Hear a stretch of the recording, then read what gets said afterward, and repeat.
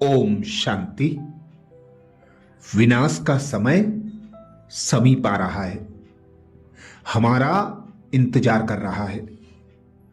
बाबा कहते आप इंतजार नहीं करो, वह कर रहा है।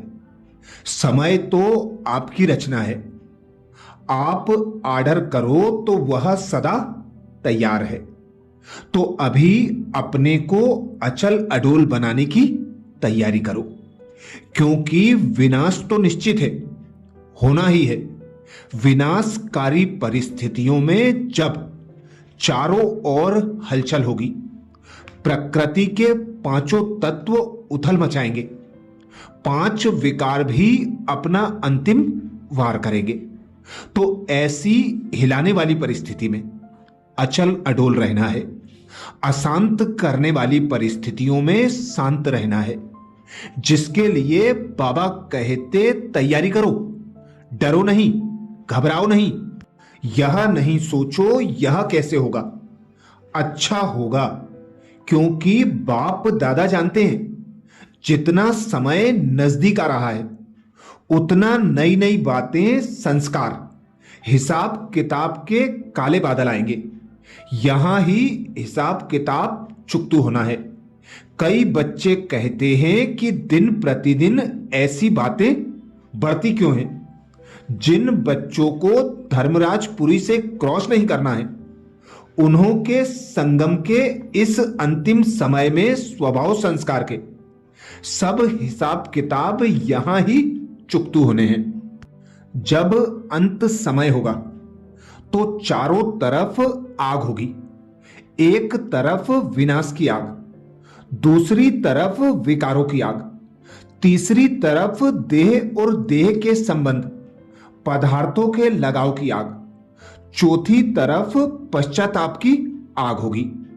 ऐसे समय आप शीतलता अर्थात आत्मिक स्नेह की शक्ति वालों के पास भागते हुए आएंगे कि सेकेंड के लिए शीतलता दो। अगर जरा भी चारों प्रकार की आग में से किसी एक का भी अंश मात्र रहा हुआ होगा तो आग आग को पकड़ लेगी। तो ऐसे विनाशकारी समय में, विनाशकारी परिस्थितियों में स्वयं को न्यारा प्यारा रखने के लिए बाप दादा ने विशेष दो बातें बताई। पहली बात, बाप दादा बोले व्यर्थ संकल्पों से मुक्त बनो। बाप दादा की श्रीमत है, संकल्प के खजाने में भी कम खर्च वाला नसीब बनो, ज्यादा खर्च नहीं करो। अपने संकल्प के खजाने को व्यर्थ न गवाओ। श्रेष्ठ और समर्थ संकल्पों से प्राप्ति भी श्रेष्ठ होती है, इसलिए व्यर्थ से बचो, समर्थ बनो। व्यर्थ संकल्पों से मुक्त बनने के लिए स्वयं को संपूर्ण वफादार बनाओ। एक बाप की याद की लगन में मगन रहो। एक बाप की श्रीमत अनुसार संकल्प बोल कर्म संबंध संपर्क में आओ। क्योंकि वफादार उसे कहा जाता है जो कभी कोई भी चीज व्यर्थ नुकसान नहीं करते। भल जान चली जाए लेकिन हर वस्तु की संभाल जरूर करेंगे। तो संकल्प, समय, शब्द और कर्म, इन चारों में से कुछ भी व्यर्थ न जाए। संकल्प में भी फरमान की लकीर से बाहर ना जाओ, तब कहेंगे संपूर्ण वफादार। जो भी संकल्प करते हो उसे वेरीफाई करो, वह निराकार और साकार बाप के सम्मुख रख वेरीफाई कराओ। तो समय व संकल्प वेस्ट नहीं जाएंगे, जमा का खाता बढ़ता जाएगा, जो अंतिम विनाशकारी समय में काम आएंगे। जब व्यर्थ संकल्पों का फोर्स हो, ब्रेक ना लग रही हो, तो दिव्य बुद्धि से उन्हें मोड़कर शुद्ध संकल्पों में रमण करो। कोशिश करो कि सारा दिन शुद्ध संकल्प ही चलते रहे। जब यह सब्जेक्ट पास करेंगे तो फिर बिंदी रूप की स्थिति सहज बन सकेगी, और यही बिंदु रूप की स्थिति विनाशकारी समय में सेफ रहने का आधार बनेगी। बाबा कहते कंप्लीट बनने में व्यर्थ संकल्पों के तूफान ही विघ्न डालते हैं। इससे मुक्त होने के लिए समय की बुकिंग का तरीका सीखो। रोज अमृत वेले अपॉइंटमेंट की डायरी बनाओ। अपने मन को हर समय अपॉइंटमेंट में बिजी रखो, तो बीच में व्यर्थ संकल्प समय नहीं ले सकेंगे। जब बुद्धि में बार बार आता है कि यह क्यों हुआ, क्या हुआ, कैसे हुआ, तो व्यर्थ संकल्पों की क्यों शुरू हो जाती है। यह क्यों की क्यों बड़ी लंबी और टेढ़ी है। इसलिए क्यों क्या के व्यर्थ की क्यों से अब मुक्त बनो। व्यर्थ संकल्प विकल्प से मुक्त होने के लिए मन को संपूर्ण समर्पण कर दो। मन सिवाय श्रीमत के एक भी संकल्प उत्पन्न ना करे। कभी अंदर बाहर की रेस्ट न लो और स्वयं को गेस्ट समझो, तो संकल्प वेस्ट नहीं जाएंगे। दूसरी बात, बाबा कहते अब समय प्रमाण लगाओ मुक्त बनो। लगाओ मुक्त बनने के लिए सदा यही स्लोगन याद रहे कि एक से जोड़ना है, अनेक से तोड़ना है, एक बाप के सिवाय दूसरा ना कोई। जब ऐसी अवस्था हो जाएगी तो बंधन स्वतः ही खत्म हो जाएंगे। सर्वशक्तिवान बाप को सदा साथी बनाकर निमित्त मात्र फर्ज निभाओ तो सहज ही लगावों से मुक्त बन जाएंगे। और यही स्थिति लगाव मुक्त स्थिति अंतिम समय में स्वयं को सेफ रखेगी। सभी ने अपनी अपनी विशेषताएं देखी हैं, लेकिन विशेषताएं देखते भी न्यारे बनो तो लगाव मुक्त रहेंगे। औरों का भी लगाव टूटता जाएगा।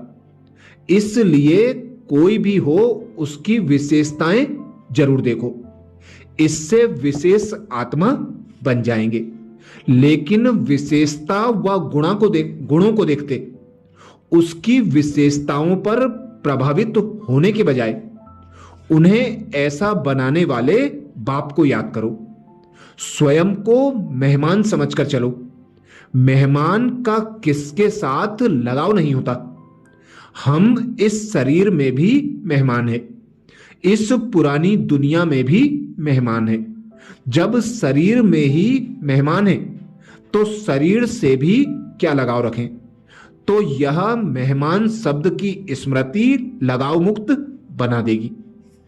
जो भी आसुरी गुण, लोक मर्यादाएं, कर्म बंधन की रस्सियां, ममता के धागे आदि बंधे हुए हैं, उन सबको परमात्म स्नेह की अग्नि में जला दो, तब लगाव मुक्त बनेंगे। जो परमात्म स्नेह में मगन रहने वाले स्नेही बच्चे हैं, उनके बुद्धि की लगन भी उसके सिवाय कहीं जा नहीं सकती। जो भी सूक्ष्म संकल्प चलते हैं उसमें हल्कापन हो, चलते फिरते शरीर और आत्मा के न्यारेपन की अनुभूति हो, तब लगाव मुक्त न्यारे एक बाप के प्यारे बन सकेंगे। दुनिया में इस समय लगाव स्नेह से नहीं लेकिन स्वार्थ से है। इसलिए पहले स्वार्थ अर्थात स्व के रथ को स्वाहा करो। देह अभिमान, देह की स्मृति व देह का लगाव जो लगा हुआ है, उससे मुक्त बनने के लिए स्वार्थ शब्द के अर्थ को समझो। इस एक शब्द का अर्थ जानने से सदा एक के और एक रस बन जाएंगे।